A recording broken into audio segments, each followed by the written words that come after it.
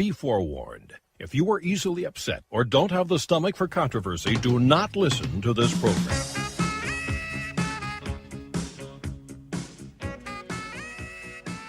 The United States has a major socialist party. It's called the Democrats. The Democratic Party is a socialist party. I can hear them say,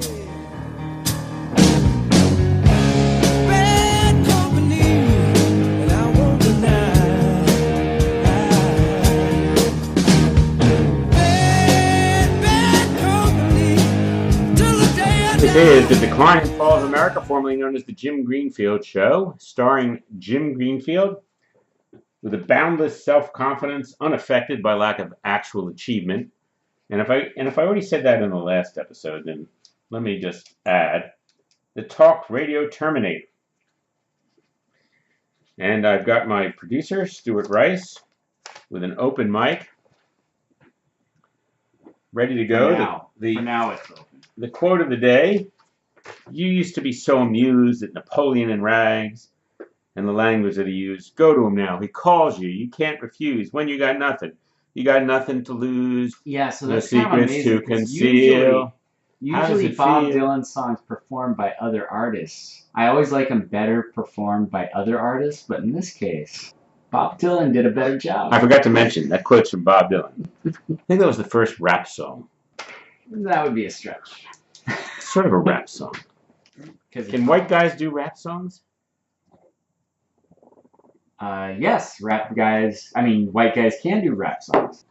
The first item for this episode, maybe the only item, comes to you from the Scrap Heap of History Department.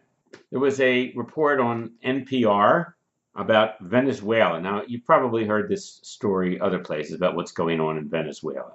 It's a complete nightmare.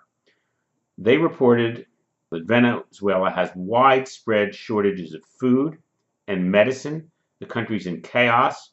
People are afraid to speak out or criticize the government or speak on social media. There are kidnappings going on, major kidnappings, violent crime. And people are afraid to speak out because they're afraid of this authoritarian, totalitarian government which is spying on them. 1 million people have fled Venezuela because of the horrendous poverty and fear that has taken over the country. They've got thousands of opposition government opponents who've been put in jail. The inflation rate is running at 1,000,000% per year. So they got hyperinflation, which is a complete collapse of the economy. And Venezuela used to be a fairly prosperous country. It was the most prosperous country in Latin America. And there was one thing that was missing from the NPR report. One minor detail that was missing from their analysis. And what was that? Well, Stuart, thanks for asking.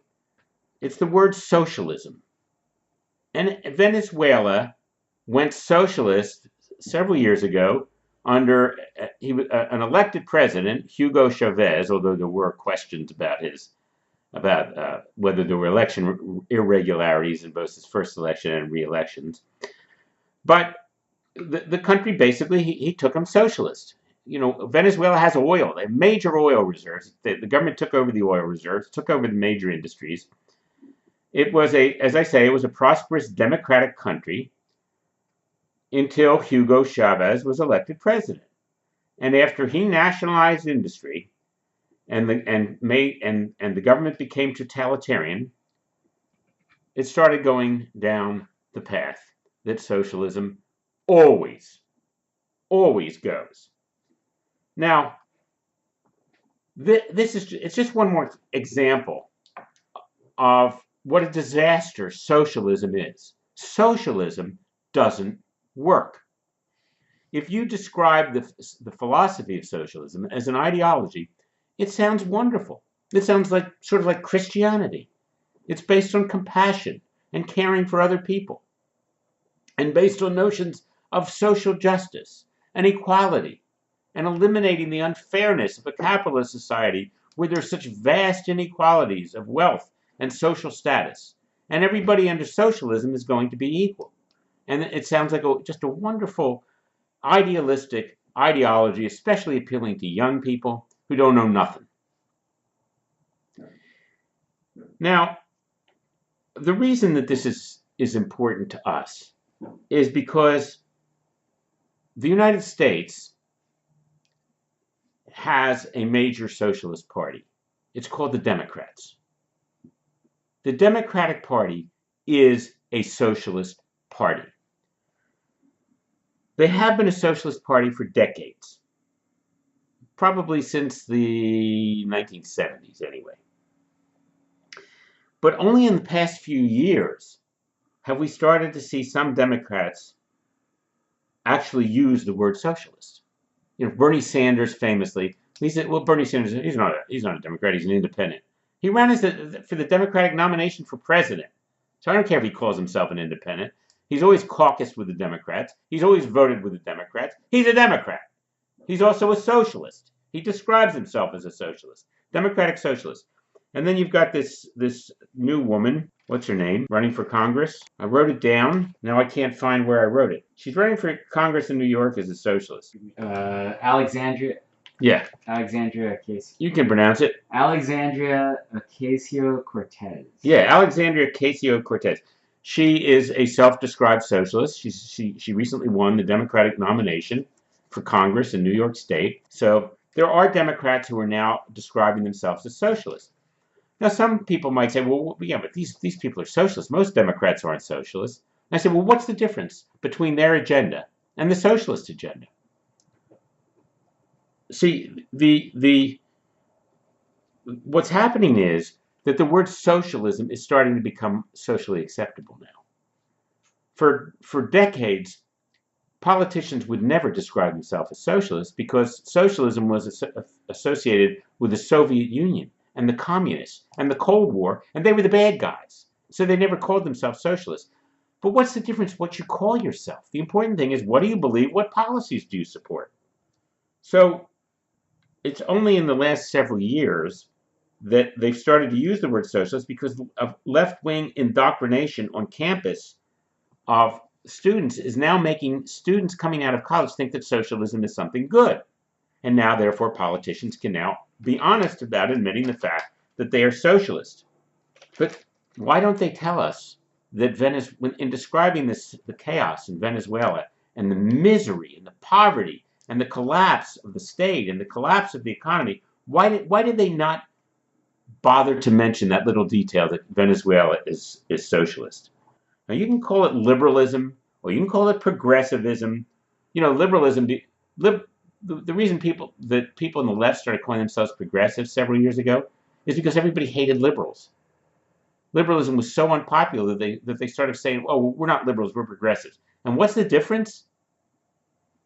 I can't tell the difference between a liberal and a progressive. Now, liberalism is much more popular now than it used to be. One of them is a delicious soup. I thought it was an insurance company, but they also make soup. You're right. Yeah.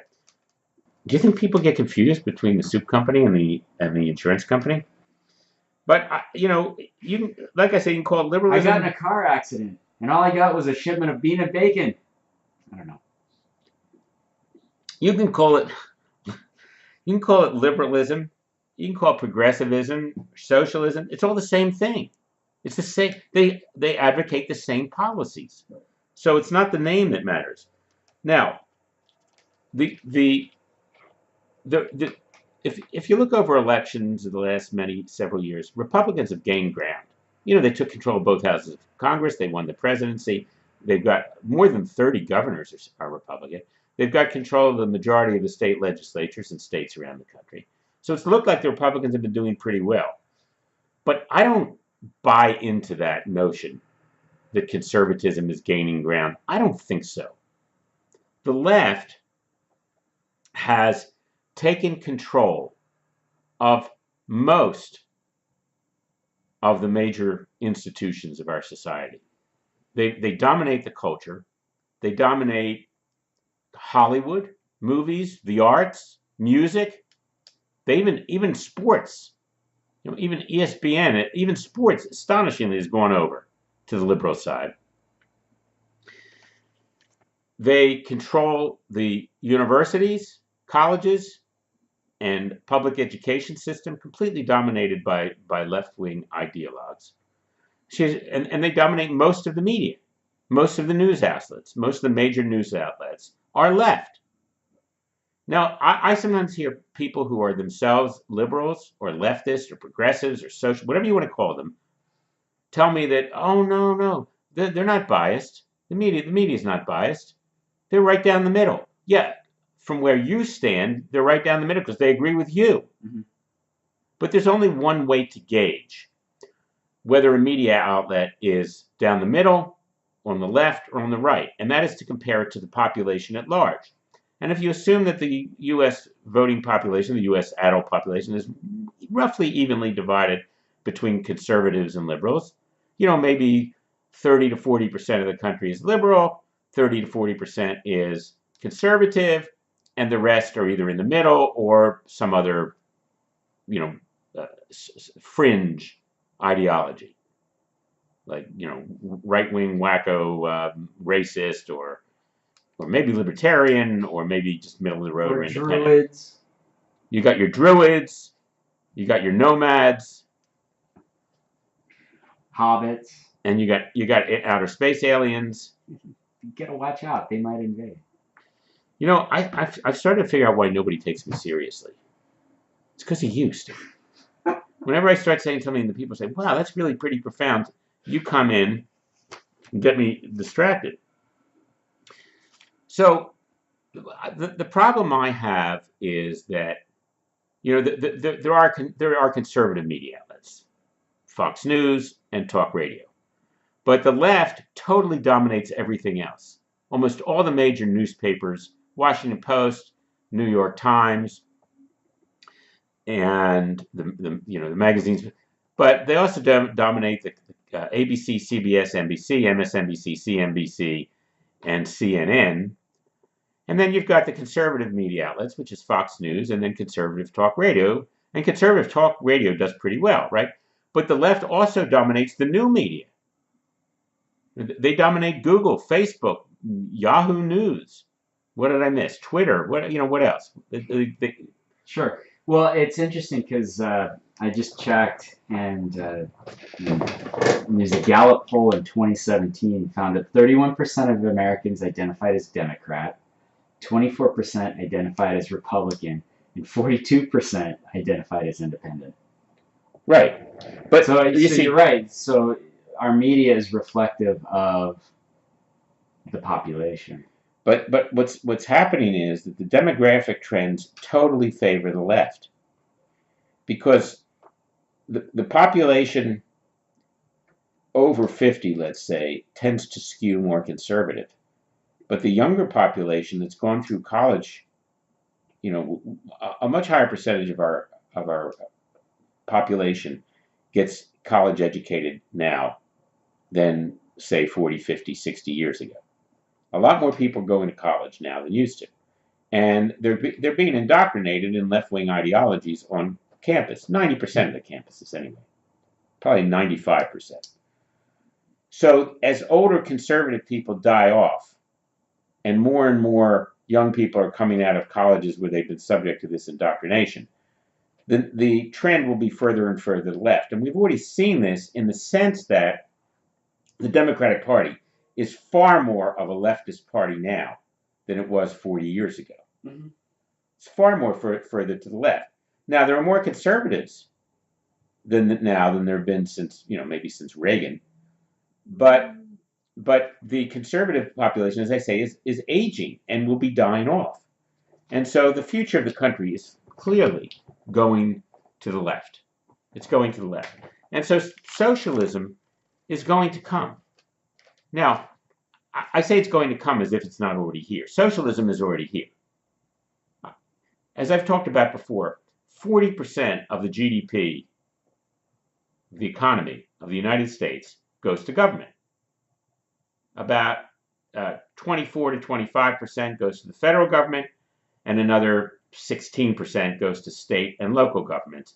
That's the percentage of our economy that is taken in taxes by federal, state, and local government, no, it's better measured by spending.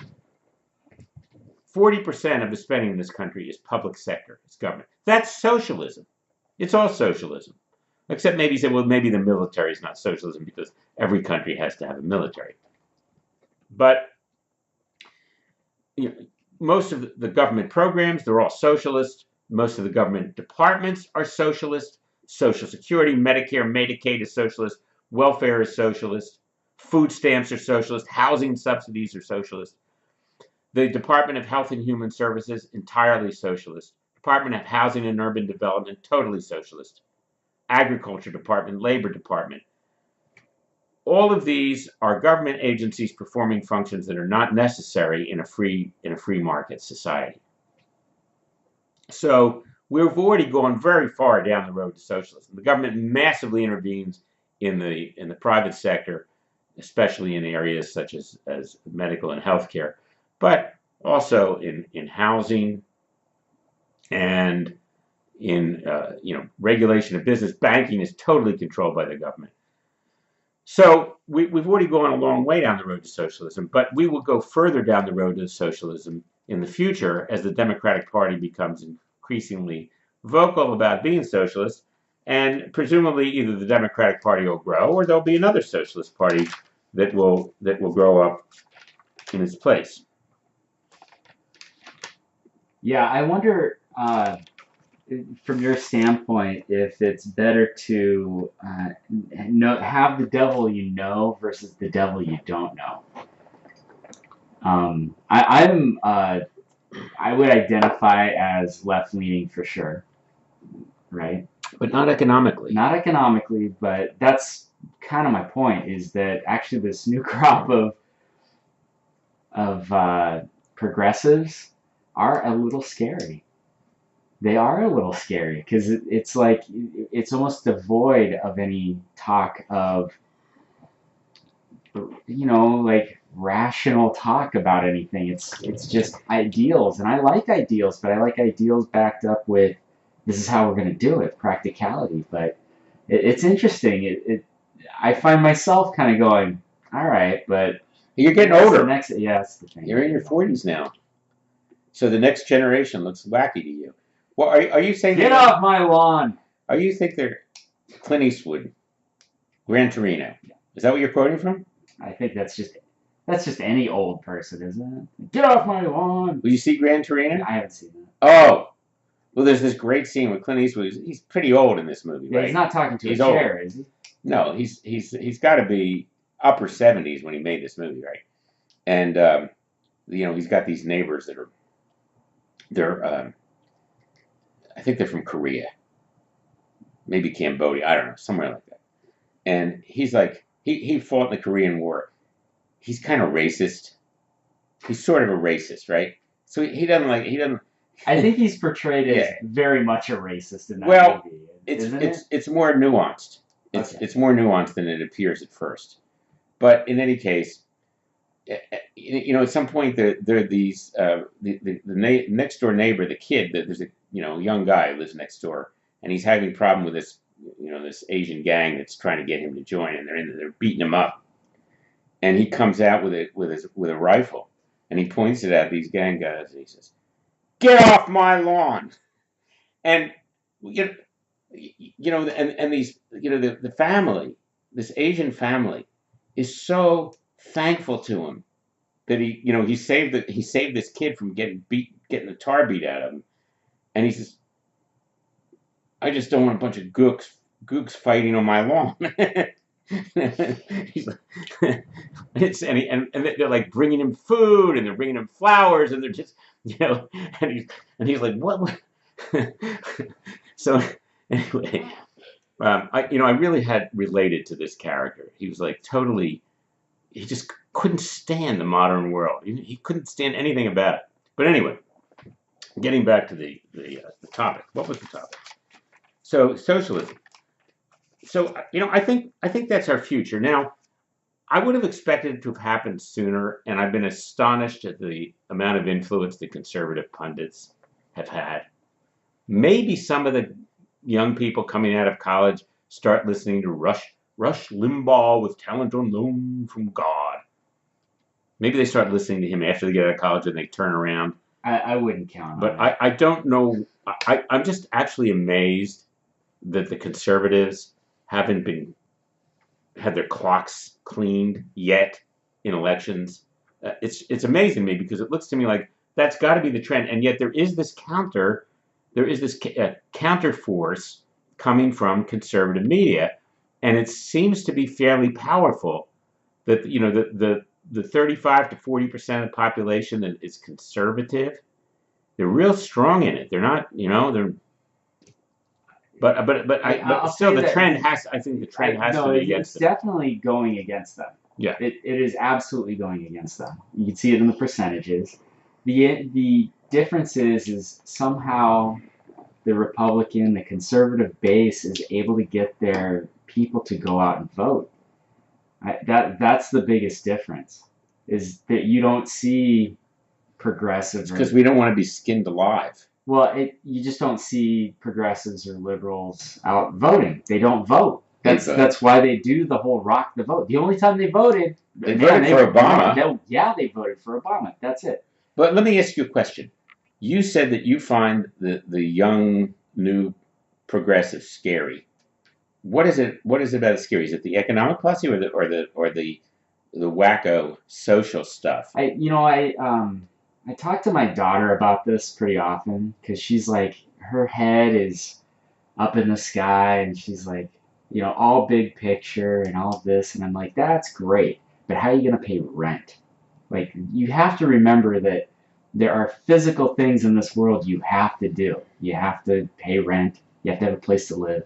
You have to eat, all of these things. So you saying like, I want to help the world and I want to make the world a better place is great. But it's not going to do you any good if you're dead. But you're not saying that what she believes is wacky. I'm not saying scary. that at all. It's just that you don't feel like she's in touch with the real world. You need to ground it in practical things, and that's the thing that I'm starting to notice is that, or I've actually noticed is that a lot of times these great ideals, they're great ideals, but the thing we have to do is we have to figure out how do we implement them in a way that's going to work. There is a Muslim expression, praise Allah, but tie your camel first. Yeah, that's a great expression. Yeah, that's why I quoted it. Okay, so anyway, I think it's worth understanding trying to understand what socialism is and why it's so bad. And we can say, well, we know it's bad because we see how it works in the real world. And I've talked about this before, the Soviet Union. The Soviet Union was a pure socialist economy. They had a very strong military. They had great ICBMs that could carry nuclear missiles and kill millions of people in the United States with a push of a button. They were very good at that.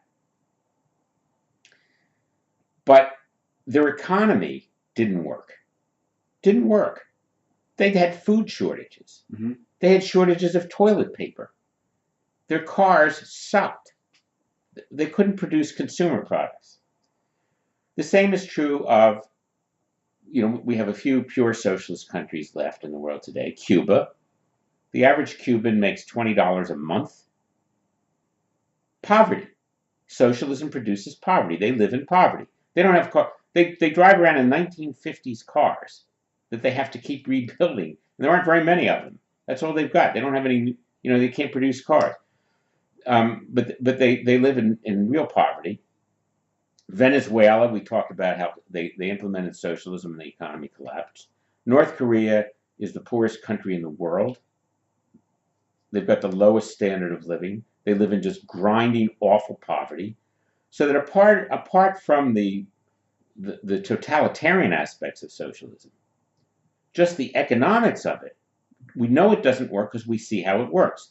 Now, some people say, well, yeah, but China's a communist country, and look how well they're doing. And, in fact, I had this debate with Congressman Thaddeus McCotter in a recent episode. But China is run by, quote-unquote, the Communist Party, but the only reason they've had economic success is because they've also created private markets. They have a stock market in Shanghai. They don't have a stock market in Korea or Cuba. They don't have any companies that aren't controlled by the state. And in China, they do. And that's where their wealth is coming from. It's not from the state enterprises. So why that? Apart from the fact that we know from looking at where socialism, how it's worked, where it's been tried, we can also analyze it logically from an economic point of view. Why doesn't socialism work? And the answer is, basically, there is no mechanism in a socialist economy for balancing supply and demand. So, if you study economics, the first thing you learn, the basic principle of economics, is the law of supply and demand. And it's the essence of how a capitalist system works. Call it capitalism, call it free enterprise. Basically, in a free enterprise or capitalist system, anybody is free to start any business they want to. Now, we still have more or less a free enterprise system in the United States. There are a lot of regulations that are imposed on people who want to start a business. There's licensing requirements, and you have to meet all kinds of government regulations, but you're still basically free to start your own business. And the way the business works in a free enterprise system, and this is Economics 101, is that if for you to be successful in business, you have to figure out a product. You have to produce a product or service that customers want to buy.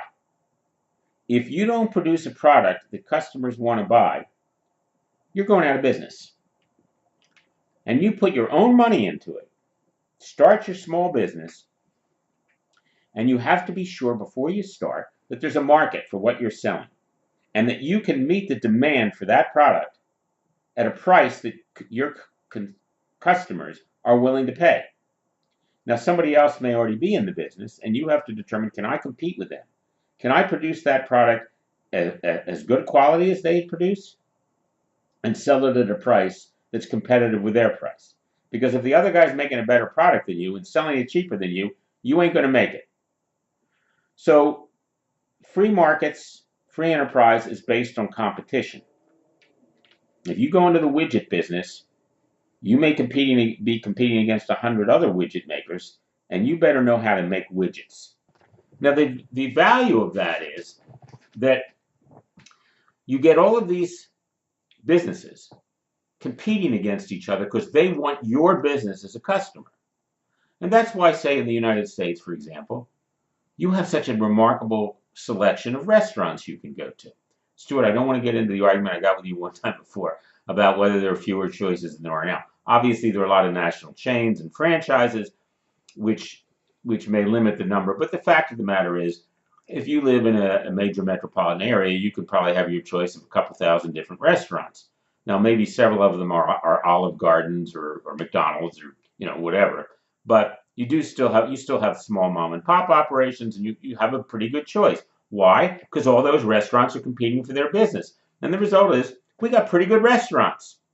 Same thing with supermarkets. You can go in any supermarket you want, and all of them have 50 or 60,000 different items on sale that come from around the world, so that the average middle-class American today has a much greater selection of foods that he can buy in a supermarket than the Roman emperor had, or the King of England.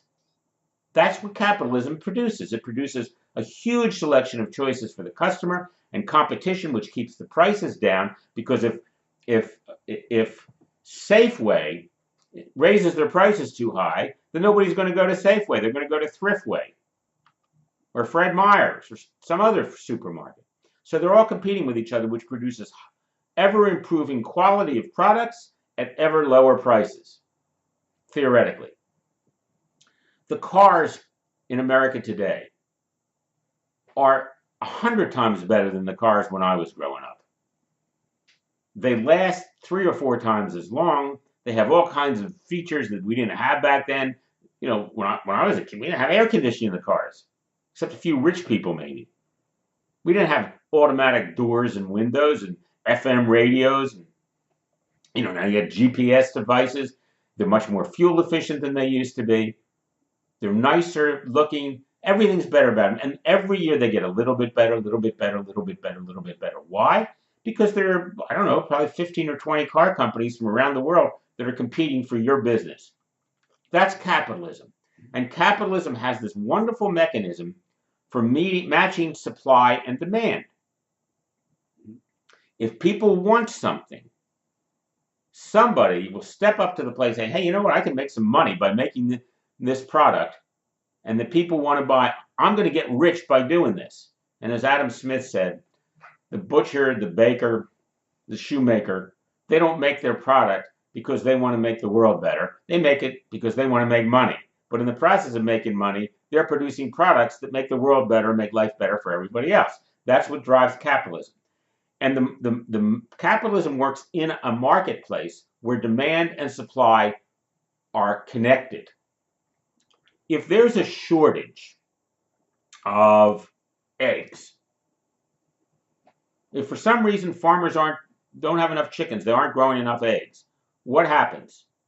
The price of the demand is high and the supply is low. And the law of supply and demand says what will happen? Price of eggs will go up. Mm-hmm. When the price of eggs go up, farmers look at that and say, wow, did you see that eggs are selling for $10 a dozen? I'm going to get some chickens and make more eggs. And what happens is by next year, there are more eggs. And so the market automatically produces an increased supply to meet the demand, and the price of eggs then comes down lower again. Yes, the invisible hand. The invisible hand of Adam Smith. So that's why capitalism works and why capitalism has produced an astonishing level of wealth in the world for people who live in truly capitalist societies like America or Singapore or Hong Kong or Switzerland or some of Western Europe or Japan. That's why capitalism has produced such astonishing level of wealth that's made our standard of living so high. Okay, now what about socialism? In a socialist country, you are not allowed to start your own business. You try to start your own business, you're going to be in jail. Why? Because the government knows that if you start your own business, nobody's going to want to do business with the government. Mm-hmm. They're going to want to buy their products from entrepreneurs and capitalists, so they don't let you. The government controls the means of production. That's the definition of socialism. The government controls the means of production. They control all the businesses, the manufacturers, factories, the farms, the stores, the restaurants. The government owns everything. Well, so what's wrong with that? In the Soviet Union, if you would go on into a market, a store in the Soviet Union before it collapsed, you would see shelves almost empty. There's hardly anything there. Why? Because you don't have the law of supply and demand. If there was toilet paper, if a store started stocking toilet paper, word would get out in the neighborhood and people would line up and wait for hours in order to get in that store to buy toilet paper. That's how bad it was. Because if the government owns the toilet paper factory, they don't give a shit. No pun intended. That was totally inadvertent. They don't give a rip. Because why? The government manufacturer, the factory that's producing the toilet paper, the guy who runs it, it doesn't matter to him how many rolls of toilet paper they sell. He doesn't get any richer. If you own a toilet paper factory in the United States and you can produce 1 million rolls of toilet paper and you make $1 for each one, you make $1 million. But if you're running the toilet paper factory in the Soviet Union or Cuba or North Korea or Venezuela, you don't make diddly squat. You don't make bupkis. It doesn't do you any good. There's no mechanism. You see, the profit motive is the mechanism that matches supply and demand in a capitalist country. There is no profit motive in a socialist country.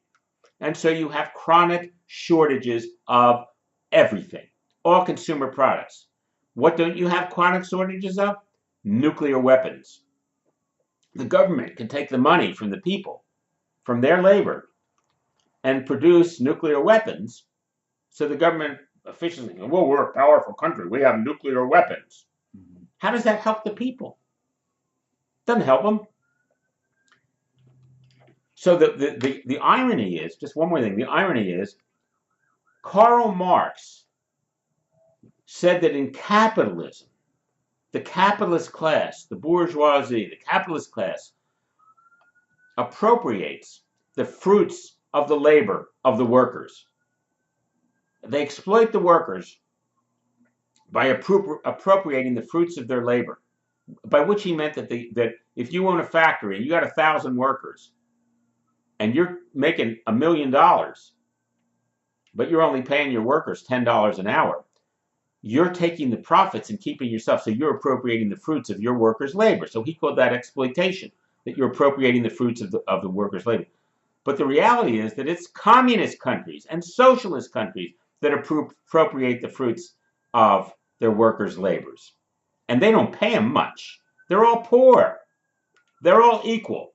The wonderful thing about socialism is that everybody's equal. They're all poor, except for, of course, party officials who are running the government. They're rich, but everybody else is poor. You were going to say. Well, I was going to say, yeah, I guess it's not a good idea to wipe your ass with a nuclear weapon, but it's passé now. But to your point, you're 100% correct. That is so profound. Yeah, it was, wasn't it? It was funny at the time. Yeah, that's what the opposition candidate says in North Korea. Yeah. Yeah, when he runs against Kim Jong-un for president. Right. You can't wipe your ass with nuclear weapons. That's a good point. It is a good point. That was his campaign slogan. I like it. That's a good bumper sticker. Yeah, I think the thing that happens is that people think in pure terms, though, is like pure socialist countries will fail. You're right. I agree with you on that. I think that the same is true when you talk about any sort of a pure economic ideology. Like that is going to happen. It's not sustainable. It's the fact that we've melded a number of different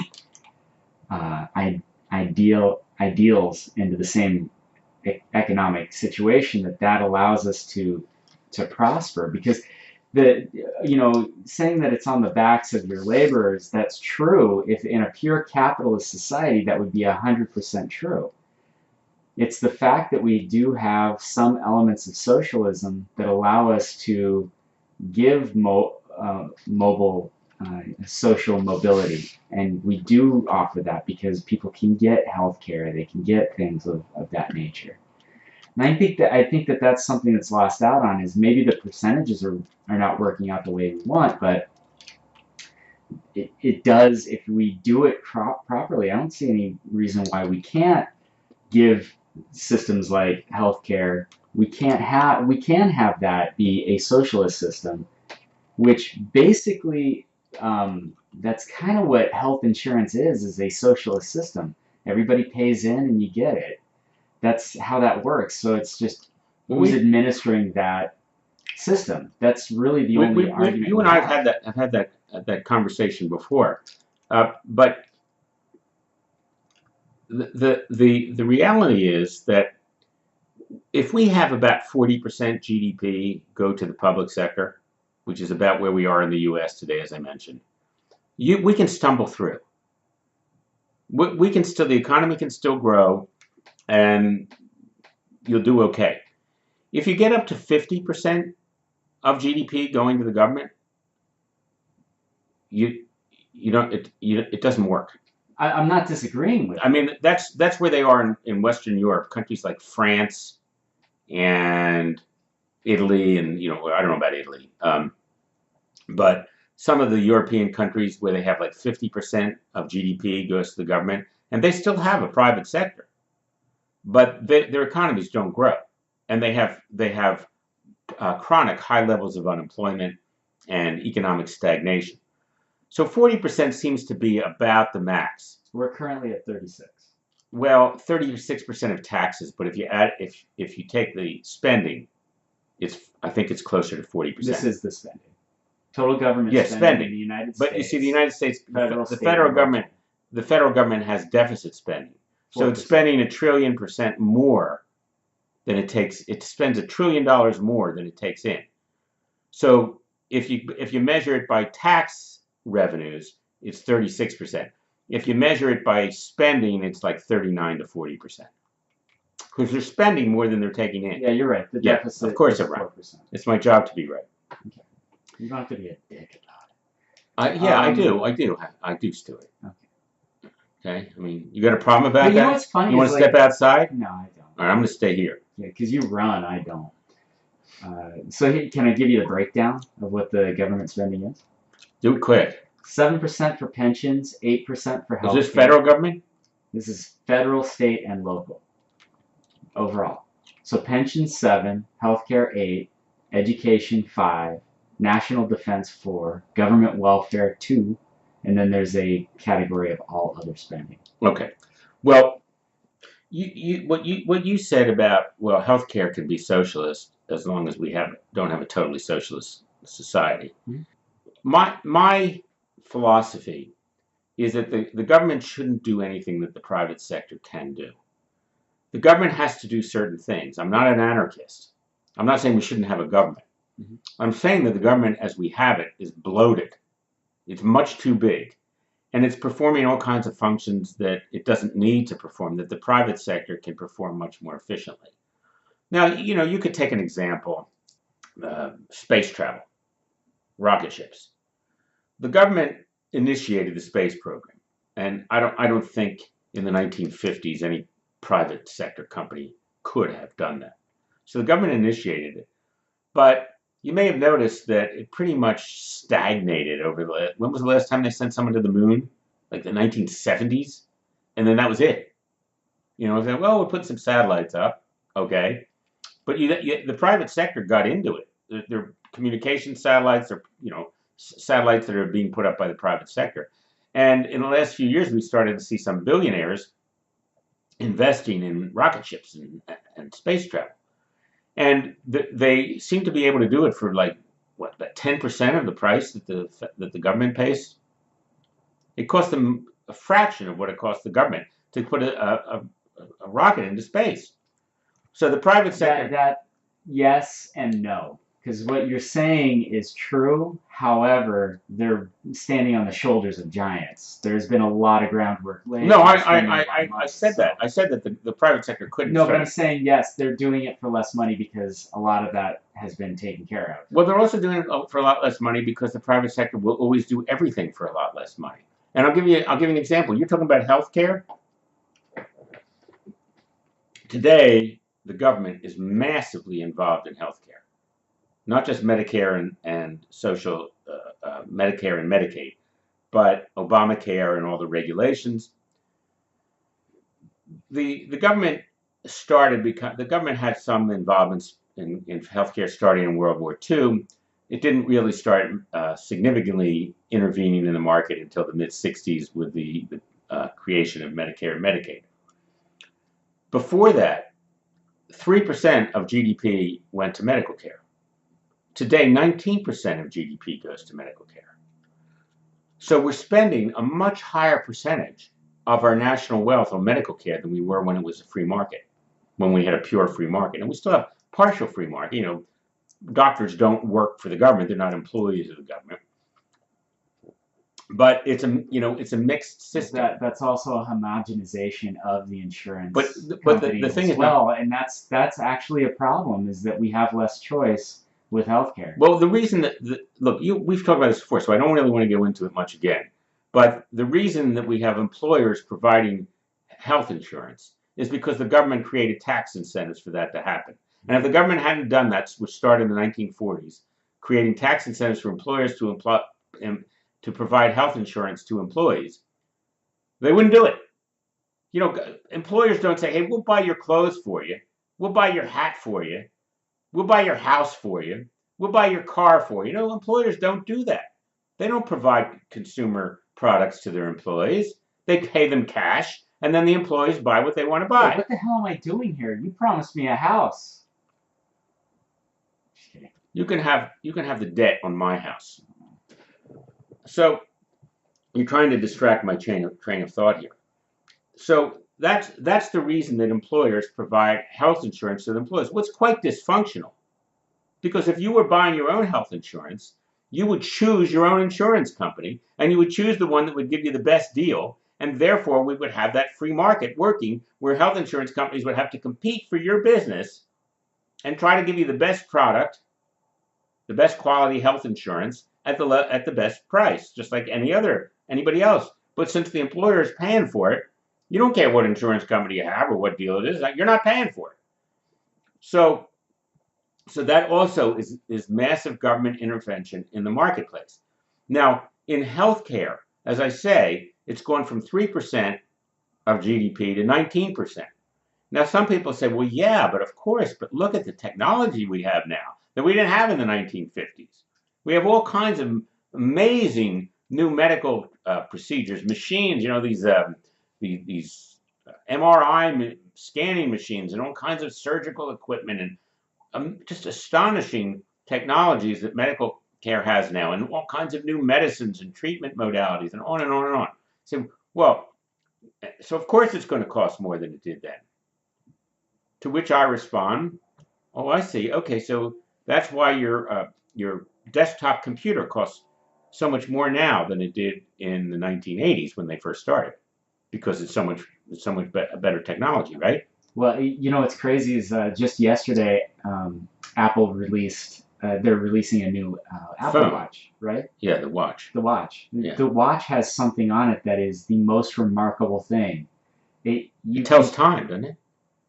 Yeah, I think. Yeah, they got these new watches that tell time. No, this thing actually can give you an EKG at any time. Yeah, I've heard about that. That is crazy. But I want to $500, you can put that on your wrist. $500 for a watch, an Apple Watch.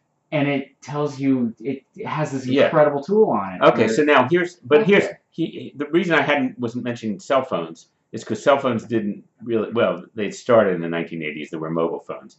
But I wanted to compare something that we have now that we also had 30 years ago. So your desktop computer, how much does a new desktop computer cost now? Depending on what you're buying, it's like, you can get one for like $300. $300. To buy a desktop computer in early 1980s was about $5,000, something like that. Early 80s would be $2,500. $2,500 for an Apple was more, but for the PCs, right? $2,500. So now it's $300. It was $2,500 then. Now, which was better, the desktops that they had in the 50s or the 80s, or the ones they have now? Oh yeah, the ones they have now. I would actually argue that healthcare has come down in price. But our expansion we've expanded our ability to find things. But so, you're leaping ahead of my argument. Sorry, go ahead. If you don't mind, I want to develop it step by step. So the point is, you can get a computer today for $300 that's 100 times more powerful than a computer you had to pay $2,500 for. No, it's like 1,000,000 times. Okay, 1,000,000 times more powerful. You pay $2,500 for in the 1980s, and adjusted for inflation, that $2,500 today would be $7,500. Mm-hmm. So you're actually paying, 1/100th as much for something that's 100 times more powerful. So medical technology should also be getting cheaper and cheaper over time, even as it improves. But it doesn't. What's the difference? The government doesn't intervene in the personal computer market, but it does intervene in medical care. That's why it costs so much more. Socialism doesn't work. It sucks. You want to produce prosperity, you need free markets, you need capitalism. And the government should I'm not saying we should have no government, but they should perform functions that the private sector can't perform, like maybe police. Yeah, defense, national security, defense, maybe highways, maybe education to some degree. Well, we could argue about that. But they don't need to be providing housing or medical care or food stamps. What do we need a Department of Agriculture for? Do you think that farmers can't figure out how to grow food without a government bureaucrat telling them? I mean, they wouldn't grow as much corn then. I would say we should just as soon have the government have a department of basketball to teach LeBron James. We should just soon have a department of basketball to teach LeBron James how to play basketball, as we need a government department of agriculture to help farmers grow food. The farmers don't need a Department of Agriculture. I think Trump wants to start a Department of Standing I don't get the joke. for the football players. So, we don't need a Department of Health and Human Services. We don't need a Department of Housing and Urban Development. We don't need a Labor Department, an Agriculture Department. We don't need a Commerce Department. We don't need any of this crap. It's all a waste of money. And if we go back to pure capitalism, we'll all be much more prosperous. Our economy will work a lot better. And just one more thing I'm going to say in closing, because this segment is going way over time, is that there's another aspect which Milton Friedman elucidated in his brilliant book, Capitalism and Freedom.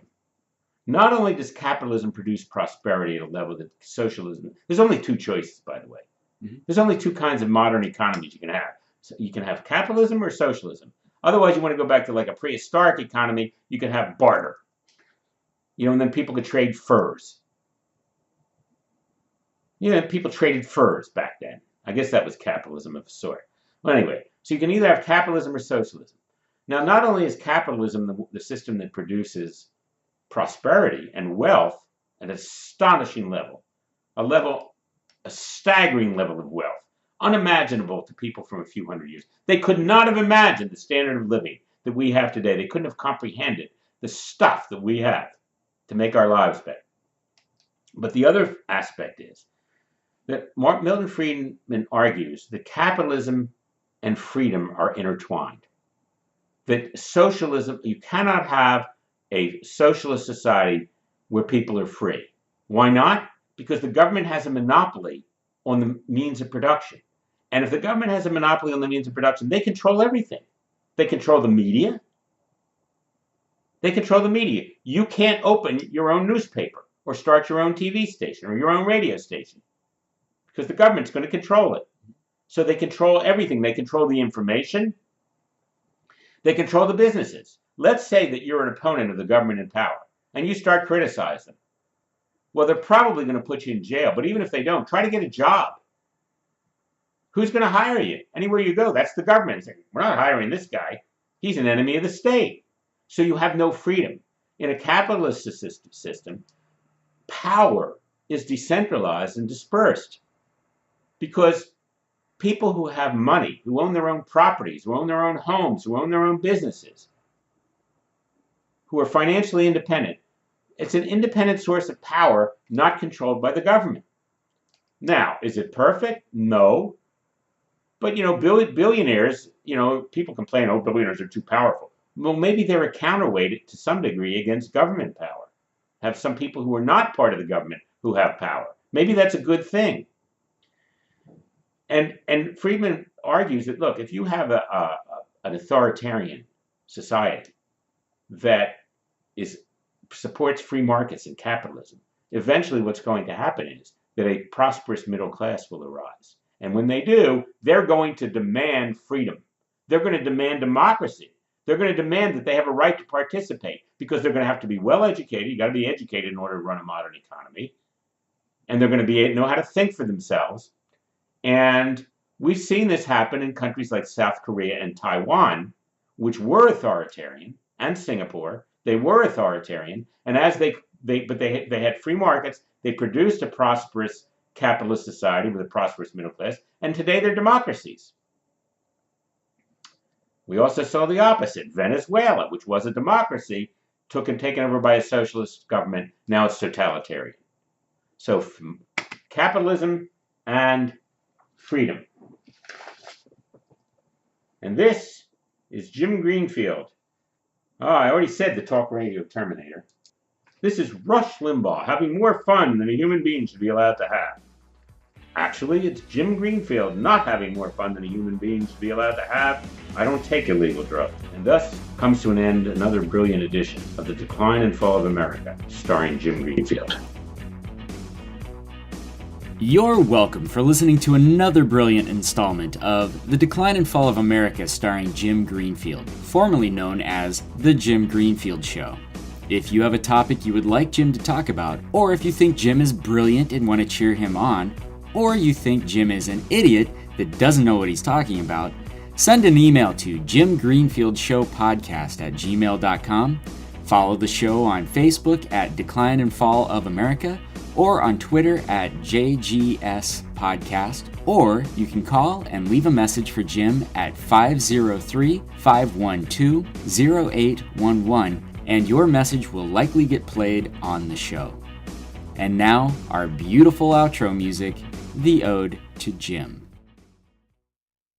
14 years on the radio, Jim Greenfield served humanity. His bosses fired him 7 times. They said he's no Sean Hannity. Greenfield tried to stay out of trouble and be discreet as best he could. He claims the reason he got canned behind the mic, he's just too good. Jim's enemies tried to silence him in panic and hysterica, 'cause Jim Greenfield blames them for the decline and fall of